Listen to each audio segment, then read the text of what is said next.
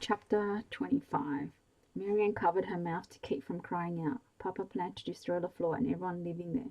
Innocent men, women, and children would die at her father's hand. How could he conceive such an evil plot? Ain't you worried the least bit about the Spanish? The man from Virginia asked. No, I have it all worked out. In the morning I'll announce to the vaqueros that I'm taking all of you north to look for mustangs. We'll ride out, then skirt around west towards the floor. By the time the Spanish find out about that burned village, you'll be long gone to Virginia, and I'll have a perfect alibi. You've thought of everything, the man said, just like in the old days. You can gamble on my words and win a fortune. Papa's voice rang with confidence, or perhaps alcohol spoke for him. And I have a few mustangs that Clay and I rounded up before he died. We can drive them this way or our way back from the valley. I was looking forward to a couple of purdy senoritas.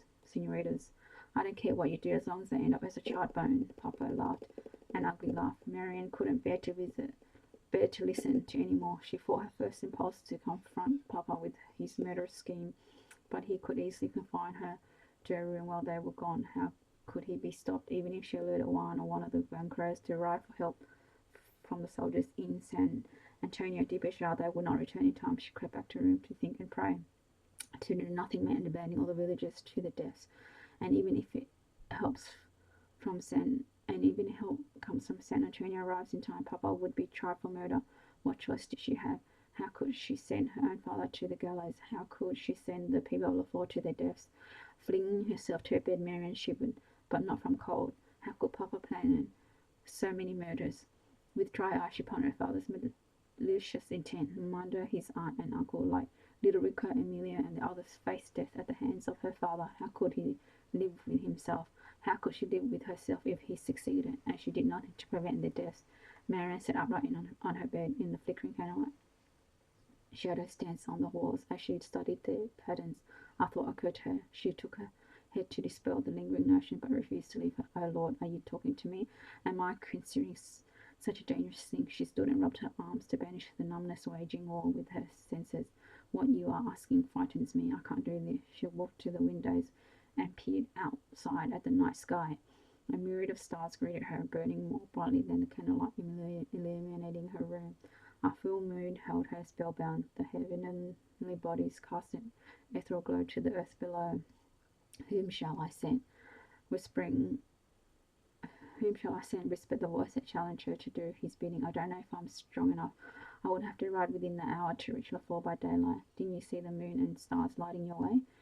She caught her breath. Had she really a choice in the matter? By doing nothing, she sent many people to their graves. Ignoring Papa's hideous scheme meant she was as guilty as those who drove the cattle to the floor and led the torches to their home. Her stomach churned with the undertaking, and memorized scripture escaped her while she wrestled with the panic that seized her heart and mind. What if she lost her way? Did Comanches roam the night for unsuspecting prey? What if Amano did not believe her? She wrapped her arms around her waist and begged for unrest to leave her. Instead, images of those who knew and loved in the floor flashed across her mind. She had no choice but to try to warn them and pray God would right Papa's savagery without anyone being killed. While Marianne waited for Papa's friend to leave the house, doubts again assaulted her. Fighting fear of the unknown, she praised God for using her to warn the people of the floor. She would not be alone no matter what happened. He rode with her. Another hour passed before the big door creaked and closed. From the side of the window she watched the man swerve and stumble on his way to the bunkhouse. His drunkenness and accompanying sleep would be a clear path to the stable. She changed from her elegant gown back into the dress she'd worn earlier. If she had to ride in her own clothes, she certainly didn't want to soil Don Lorenzo's gift. Again, Marianne kept her ears poised at the door until Papa's heavy boots plodded down the hallway to his room. Anxious to be on her way, yet fearing discovery, she stood motionless, hearing nothing but sounds of her own heartbeat. When at last she heard Papa snore, she strolled down the hallway through the reception room, his study, onto the kitchen. She slipped outside, grateful the door opened without the familiar creak.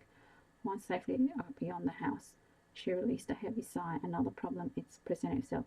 Could she saddle and bridle Diablo in the dark? She couldn't risk a lantern in the stable, and what of a change of clothing? She needed to ride in the skirt and blouse packed in the trunk near Diablo's door. Marianne hurried to the stable and lifted the wooden latch. She doubted if anyone lingered inside, but the threat still played havoc with her mind. Normally Papa had a vaquero guard the house and barns, but she had yet to see him. After pulling the door to close, she leaned against it and inwardly breathed a prayer of thanks. Diablo sensed the presence and began to stir in his door. Hush, Diablo, she whispered. The sound of her voice altered her to how quickly she might be discovered. Suddenly she realized she could see the objects about her. Glancing up to a high window, she noted the moon was set perfectly in the night sky and shone down through the rafter. She smiled despite the circumstance. How wonderful of God to place the silvery light to guide her. She tiptoed to Diablo and shook the stallion of her presence. In silence and with ease, Marian prepared her horse. Before securing her power riding skirt and blouse, she purposely hung her dress on a peg in the stallion's stall. In the morning, when Papa and his friends sat her up to leave, she needed them to find her clothes and to assume she'd taken an early morning ride. The thought of returning home made Marian fearful. No, she refused to think of Papa's wrath. God already knew her destiny, and she must trust him to deliver her. Gathering up Diablo's reins, she led him through the stables and closed the door behind her. Glancing about, she saw no one, and in the fluid motion she stepped onto the stirrup into the saddle. Senorita, stop, a voice said behind her. Marian whirled on Diablo and peered into the barrel of the musket. A murmur woke with silence. What has drawn him from his few precious hours of sleep? His T.O. manual snored slowly. Armando woke with the silent. What has drawn him from his precious hours of sleep? His T.O. manual snored slightly, and outside he heard a few insects, but nothing else. He remembered his dream. Marianne, lately she seemed to haunt him rather than bring him a moment of consolation. He tried to comfort himself in knowing she would live a comfortable life as the wife of Don Lorenzo Sanchez, but nothing worked. Even the freedom enjoyed by his people failed to cure the ache. At times he searched the face of the brown-eyed Senorita of La Flor to find a young woman to take her place, but all she could see was Marianne's blue-grey eyes. Isabel and Amelia were to be married in 2 weeks' time, and Armando gave all the outward appearance of happiness for the couple, but inside he envied their love and devotion. He despised his own loathing of their promising future. Shaking his head in the dark, Armando could not deceive himself. He had hoped that in securing the land for his people he might find release for his restless soul, but clearly not even Marianne could feel the void plaguing him. If only he knew how to find lasting peace. Most claim the land of Dios calmed the wayward soul, yet one must believe to enjoy the blessing. Lately he wondered if he had been wrong, for ever since Padre Benito had told Armando about his father, he felt a softening in his spirit and a desire to return to the Dios of his youth. A verse from Micah that he had memorized years ago often came to mind. He has sowed thee, O man, what is good, and what does the Lord require of thee, but to do justly, and to love mercy, and to talk humbly with thy God. Marianne wished she could stop the incessant hammering of her heart against her chest. The sickness she'd experienced earlier now resurfaced. Por favor, do not summon me, Padre, I beg of you. The young Becker lowered his weapon, straining to see him in the shadows, with his hat pulled over his eyes. She thought she knew his face, a recently hired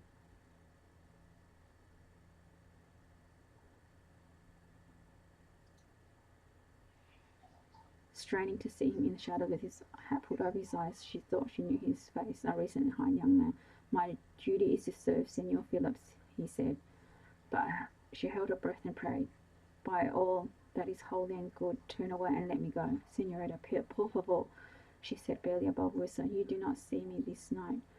The young man hesitated and slowly brought the musket to his side. A moment later he walked away. Marianne did not waste a moment digging her heels into Diablo's side. She refused the thought of Papa or his friends from Virginia pursuing her. They would have to catch her first, and Diablo had chosen to fly with the wind. Never had she seen the night sky light up with the earth with such clarity, as though God himself lit the path towards La Flor. Surely God is with me. Why else this miracle? Fear left her as she gave her stallion full rein. Leaning over Diablo's neck, she felt as one with him. They were crusaders, a pair hosting higher banner of righteousness. She chastised herself. How silly of her to compare herself to a soldier of God. She was but a mere young woman, sent on an errand of warning, nothing more. My rebel, my prince, she whispered to Diablo. You are just like Armando. A fluttering nudged her stomach. Yes, before the morning sun broke through a blue-black sky, she will see her beloved. The excitement, the notion of touching Armando pushed her head on. Miles were behind her, and the floor lay ahead. She did not know what the people would do to protect themselves, but should help. A hint of yellow crept across the horizon while Marianne viewed signs of the approaching valley. Awaken the dawn, prepared to fight. Many hours would pass before this site became a battleground. Dare she return home and hide what she'd done? In a twinge of regret, she considered her actions. Papa might be killed as a result of warning the village. Even so, Amanda and all the people would be murdered.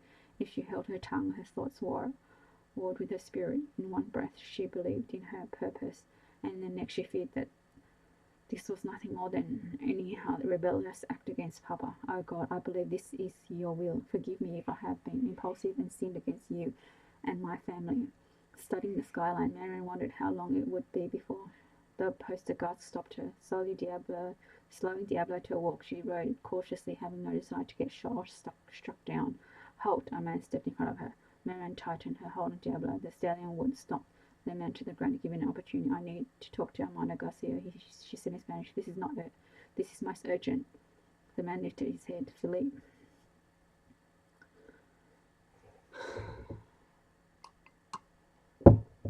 Chapter 26. Philippe peered at Marianne and his eyes narrowed. Months ago, he'd been furious with Armando releasing her, and she could only imagine what was going through his mind now.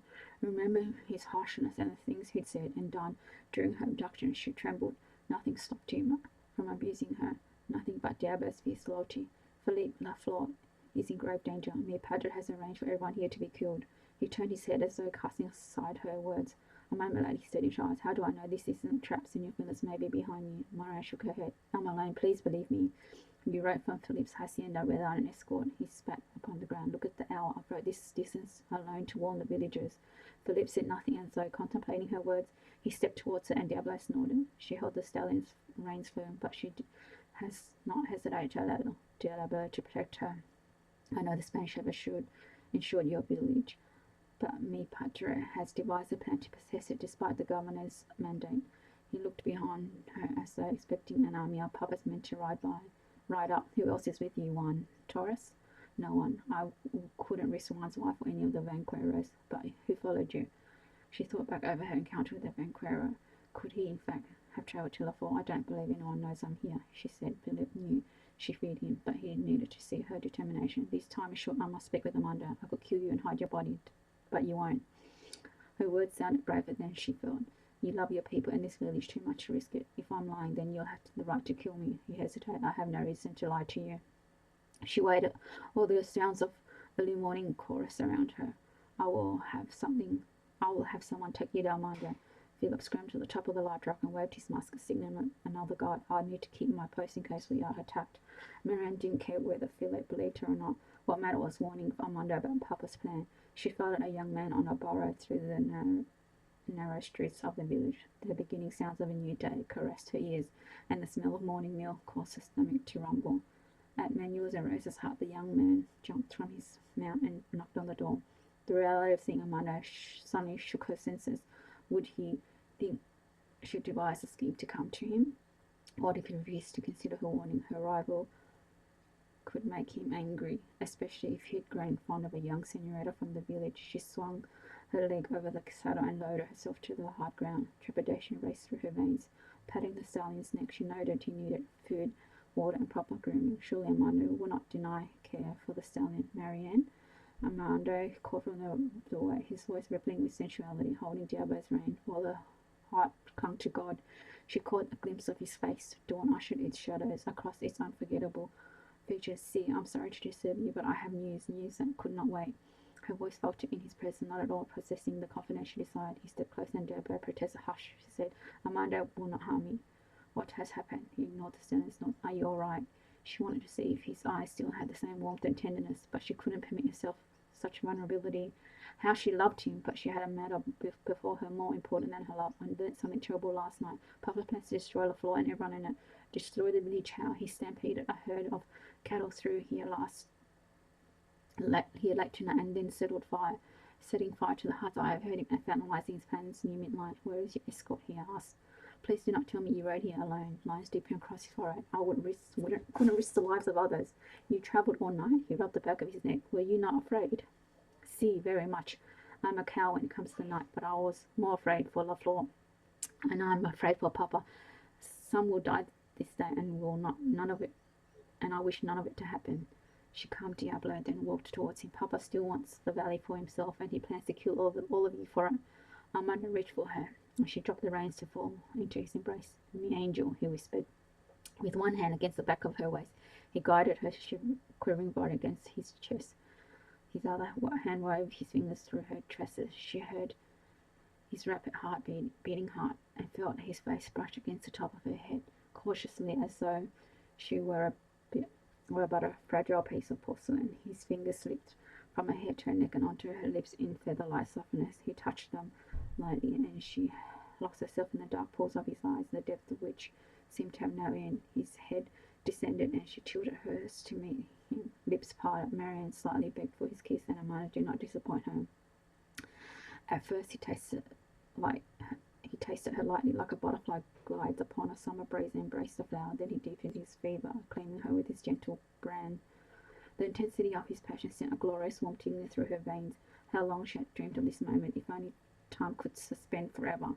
Armando lifted his head and took both her hands into his. He caressed her face and kissed her forehead. "I said I would never reveal the desires of my heart, but I cannot live another day without telling you of my love. I long for you with every breath I take. Your memory is always before me. And I love you," she said. "Before I knew the meaning of the word, you were in my dreams." Again he drank from her lips and drew her tightly into his arms as they parted. She wanted to believe there would be time for them later, and she could not relinquish that hope. "You could have been hurt," he said. "I don't want to think of life without you. What is the urgency for such a dangerous ride? I understand your father's hate for me. He plans to commit this horrible thing when this day is over, and his vengeance is more than hate for you. It's the land." She said into the deep, penetrating eyes. "What he will do is more terrible than I could imagine. Tell me." His hand still grasping hers. "Some of the amigos have arrived from the States. They are evil men. Mid-morning, Papa plans to inform those at the ranch that he and his friends are riding north in search for mustangs, but what he really will do is move westward and round up nearly 1,000 head of cattle to stampede through the valley tonight after everyone sleeps." A cold, angry voice replaced Armando's ardent gaze. "Has he no honor? Innocent women and children murdered in their sleep. And what of the old people? I don't understand him," Marianne said. "Neither do I know how he can be stopped. I love him, Amanda, but this is so wrong." He paused and pulled her close to her. "If ever I needed Dios, it is now." He held her a moment longer. "The men from the village must be assembled at once and plan devised to save our people. A plan devised to save our people." Lifting her head, Marianne hoped she could find the strength for what they lay ahead. "I will stay with Rosa. You do what you feel is right. I'm afraid you and your people. I'm afraid for you and your people and what I've done. I'm afraid for Mama and my Tia. She took a breath. "And my Papa. I love him too, even when with what he's planned." In the next instant, my mother left her to summon the men of La Flor. Silence met Amando's ears. Once he finished explaining what Western Phillips would tend to do with the people of La Flor, a few of the old men turned ashen while others wore grim expression as they considered the threat to their friends and families. "What do we do, Armando?" Pepe asked. He leaned against a live oak. Armando felt a swelling in his chest, none of the pride but a heaviness that revealed his inadequacies. Phillips stood to his left, discontent etched in his brow. "In the beginning, we all talked of giving our lives to our valley," Armando said. "We believed our families and children deserved to keep their homes. I know this hasn't changed. I've made mistakes, and you still allowed me to continue leading you. Perhaps it's because you know my heart rests with all of La Flor." We celebrated with Padre Bernardino Vallejo, spoke to Governor Juan El Guelabez, and he ruled in our favor. But Western Phillips has not given up securing the valley for himself. The road we walk is hard. The Spanish cannot arrive in time to save us, nor do we have any weapons to fight. So once more we are alone to defend our family and its home. Armando emotions nearly choked him. He paused to gain control. For the first time in many years, he wanted Dios to be real. "As Dios reigns in the heavens, I never want to sway any of you in the wrong path." He stared out over the gathering of men, certainly not a strong band of soldiers, but simply people who love their homes and families. "My allegiance is to you," the older man said. "See," another called out. You give us your ideas and we will listen." Emilio stood, and the crowd hushed. He waved his hand over the men and faced Amanda. "Mi amigo, we follow your heart. Let us pray and ask Dios to guide us." "You pray," Amanda said to Emilio. "I cannot form the words." Perspiration trickled down to Amando's face. For the first time in many years, he craved Dios to be real. Maria, Padre, San Del Dios, hear our prayers. We humbly ask for guidance and protection from Senor Phillips. Save our children, we ask of you. Save our village. Armando listened to his friend's prayer. He too had implored Dios to help, not for me, but for my people. I do not deserve your attention. Hear the words of these humble servants, cast them away from your presence. How long had King David's plea escaped his mind and heart? The declarations from the ancient king tumbled from his thoughts like a waterfall rushed to meet the earth. Armando had blamed Dios for so many years for unfortunate and tragic events tormenting his life. When he left the mission, he traded his fever for God for the cause of the floor. Both had entered his life and left him impatient and weary, yet somehow the answer had to lie in Armando's relationship with him. Amelia concluded his petition. Grant our leader wisdom in how we can prevent this tragedy. In your holy son's name, amen. The men looked to Armando for answers as Dios spoke through them. Their lives, their families, and their homes were at stake. He dared not lead them astray. Help me, Dios, por favor, I beg of you. I don't think a man he wants to abandon his home to Senor Phillips, Armando began. When they affirmed his statement, he raised his hand for their attention. We will all need to work together against the enemy. Every man and boy, aged 12 years and older, he is needed. First of all, the women and children must be taken to safety immediately. The older men can assist. Tell the women to take only what is needed and what they can pack in 1 hour's time. Later, if possible, another important belongings can be carried out. The best refuge is our hilltop camp. It will house them sufficient until the danger is over. Armando cleared his throat. I have an idea on how we can deter the stampede in cattle and keep our village from being destroyed. There is but one way the cattle can be driven into the valley, and we can be ready for them. If every available man is positioned behind a barrier with a gun or some method of loud noise, we can possibly turn the cattle. We have few good weapons, the Philip point out. The 1757 musket carbines and pistol were returned to Senor Phillips. Large heavy knives are not noisemakers. Armando ignored Philip's cynicism and looked for any others who wish to speak. We will need the remainder of the day to line the area with wagons, cart rocks, and whatever else we might need. The crowd murmured until Philip stood. Armando has good ideas, but I would like you to consider something else. In addition to what he has suggested, a herd of mustangs driven around against cattle would force them to return. Why not stampede our cattle against them? The man asked. Armando cringed with the thought. By running our cattle against theirs, we risk losing them all. Pepe is wise to consider the use of mustangs. Even if we lose the horses, we can still feed our families. What good are the cattle if we are dead? Amelia asked. You're right. We shall stampede the horses and the cattle behind them, and Armando clasped Amelia's shoulder. You are wise, mi amigo. The crowd agreed, and Armando seized the opportunity to get started. He handpicked a dozen men to stay behind and plan the barrier, while the others returned to their homes to alert the women. Help your women until you assigned a duty from one of the 12, he told them. Remember, 1 hour from the woman to gather up belongings, and these things must be hand carried or packed on barriers to take out the valley. What few carts and wagons we have must be used to transport the sick and lame, and then used for the barricade. The crowd quickly disbanded, and Armando stared grimly at the men before him. Some were loyal to Philip, others sided with Armando. Hours of backbreaking work lay ahead, and unless they all cast aside the personal difference, the village would not be ready in time. Are we together on this endeavour? He asked. The men either nodded or voiced their agreement. His selection for men from the original 12 to begin the evacuation, gave them instruction on how to most easily move the women and children. Armando chose one man from the remaining 8 to make sure the village moved as much food as possible. Even after the stampede will stop, the villagers will not be able to return until all the threat of danger has passed. For every 3 families, an older man assumed the role of leader, keeping track of the number in his group.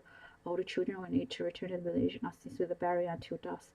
Armando placed Philip, Pepe, and Amelia in charge of moving the mustangs from a nearby canyon, but their task could wait until late in the afternoon. Right now, he needed help to build a wall on the eastern bridge.